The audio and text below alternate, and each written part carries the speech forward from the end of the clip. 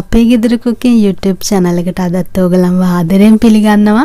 ඕන මම අද ඔයගොල්ලොත් එක්ක හදන්න යන්නේ red velvet cake එකක්. මේ red velvet cake එක ඉක්මනින් හදා ගන්න පුළුවන්. එහෙනම් අපි බලමු මේ cake එක හදන්න මොනවද අපට ඕනේ කරන්නේ, කොහොමද හදන්නේ කියලා.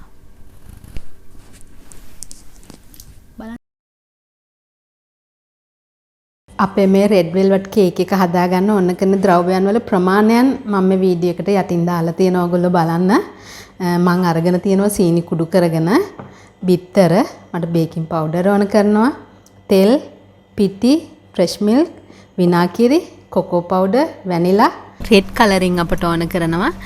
මේ අමුද්‍රව්‍ය ටික අපට ඕන කරන්නේ red velvet cake එක හදා ගන්න. ඒ වගේම red velvet cake එක icing කරගන්න අපට cream cheese icing එකක් ඕන කරනවා.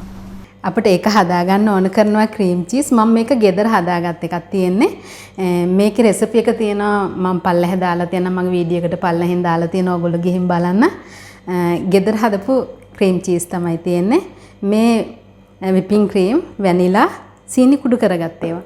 මේ ටික තමයි අපට ඕන කරන්නේ මේ cake එක සරස ගන්න cream cheese icing එක හදාගන්න. එහෙනම් අපි බලමු දැන් මේ red velvet cake එක හදාගන්නේ කොහොමද කියලා.